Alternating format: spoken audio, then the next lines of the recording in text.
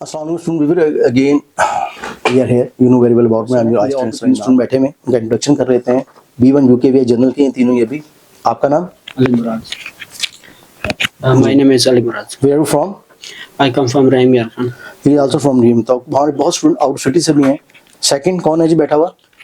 My name is Hassan. You and from? I'm come from Sabzazar, Lahore. Okay. Ali Ahmed. My name is Ahmed and I come from Lahore, Shahbag. Okay fine.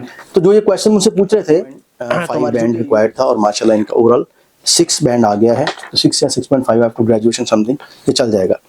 तो सबसे important चीज़ है दिखाने की कि क्या जो आज का टाइटल हमारी वीडियो का समझाने का क्या डिफरेंस था बिफोर जो टेस्ट आ रहे थे कंप्यूटर बेस्ड. क्योंकि अब जितना भी ये टेस्ट हो रहा है यूके जनरल में बता दूं ये सारा का सारा पेपर बेस्ड कंप्यूटर बेस्ड हो रहा है. पेपर बेस्ड खत्म हो चुका है. पहले तो अपने जेहन में से निकाल दें. जो पेपर बेस्ड टेस्ट होता था उसका रिजल्ट होता था जी इस तरह. आपने अभी तक हमारा चैनल सब्सक्राइब नहीं किया तो अभी सब्सक्राइब करें और बेल आइकॉन को क्लिक करके हमारी लेटेस्ट वीडियोस के बारे में अपडेट जानें. सब्सक्राइब. मैं जरा कंपैरिजन कर दूं आप लोगों को ताकि आप समझ आ जाए. ये देखें जी ये होता था पेपर बेस्ड टेस्ट. इस टाइप का कुछ रिजल्ट आता था पहले. ठीक है. ये कंप्यूटर बेस्ड टेस्ट है. कंप्यूटर बेस्ड टेस्ट का एक और चीज जो बता दूं अक्सर जो लोग बड़े कंफ्यूज हैं कंप्यूटर बेस्ड टेस्ट का हार्ड कॉपी नहीं आती.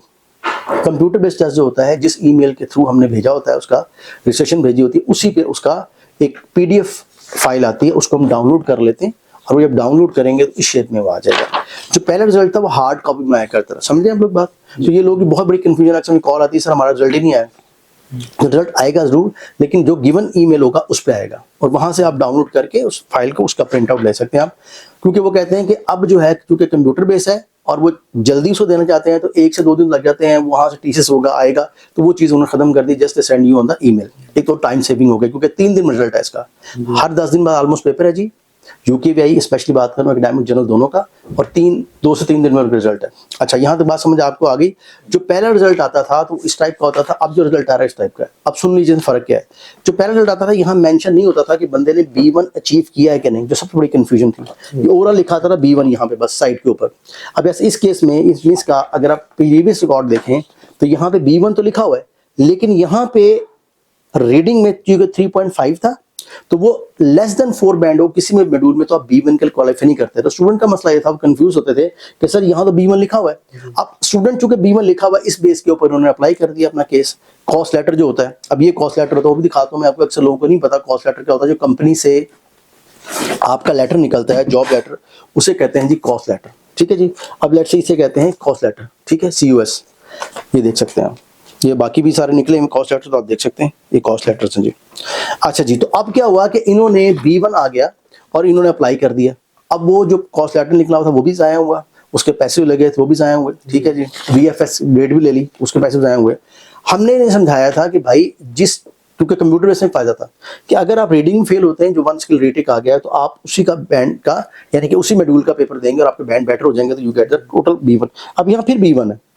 अब दोनों रिजल्ट में कंफ्यूजन है. पहले B1 थी अभी B1 है. तो अब हम B1 के लिए क्वालिफाई कर रहे हैं कि नहीं कर रहे हैं. अब यहाँ तो 4.5 आ गया टेक्निकल. मुझे पता है कि अगर आपके सब मॉड्यूल में 4 या 4.5 आते हैं या 4 से अबव हैं तो you get the B1 actually.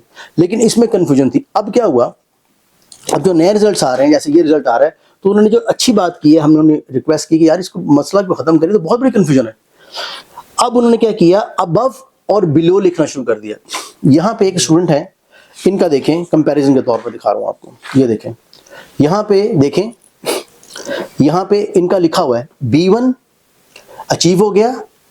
B1 achieve लिखा हुआ है लेकिन 3.5 है तो ये बिलो द B1 लिखा हुआ है. ये देखें ये क्या लिखा हुआ रीडिंग में बिलो द B1 लिखा हुआ है जबकि पहले वाली इस वाले में नहीं लिखा होता था. तो अब रिक्वेस्ट करने से ही हुआ हमने ईमेल्स वगैरह की सेशन दिए उन्हें कि जो स्टूडेंट जिस मॉड्यूल में क्वालिफाई नहीं कर रहा उसे बिलो लिखें ताकि पता लगे ये 3 चीजों में जैसे कि अब ये लिसनिंग में अचीव कर गए 4.5 राइटिंग में कर गए 5 और स्पीकिंग में कर गए 5.5. ओवरऑल इनका 4.5 बैंड है. B1 अचीव हो गया लेकिन चूंकि रीडिंग में 3.5 है तो अब क्या हुआ यहाँ इसकी वजह से ये अब 1 स्किल रेटिंग की ऑप्शन आ गई है जो आपको पता है. इसका मतलब है सप्ली सिस्टम आ गया. तो ये जब रीडिंग का देंगी एंड जब वो क्वालिफाई करेंगे इक्वल टू B1 यानी कि चारों मॉड्यूल में अगर B1 अचीव करेंगी किसी में बिलो नहीं होगा तो शी गेट द B1. समझ आ गई बात आपको.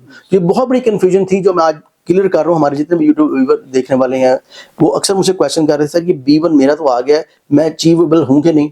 अब होता ही है, तो कंसल्टेंट नॉर्मल बैठे हैं वो बातें नहीं जाते, इवन जो हाँ सोलिसिटर बैठे हैं वो भी फीस खा रहे हैं, 50 पाउंड 100 पाउंड लेते हैं एक मीटिंग का, वो भी इस चीज़ को क्लियर नहीं करते। जैसे अभी एक हमारा केस आया उकाड़ा से, A1 का स्टूडेंट है, उन्होंने सारे पैसे ले लिए, हाँ जी काम हो जाएगा।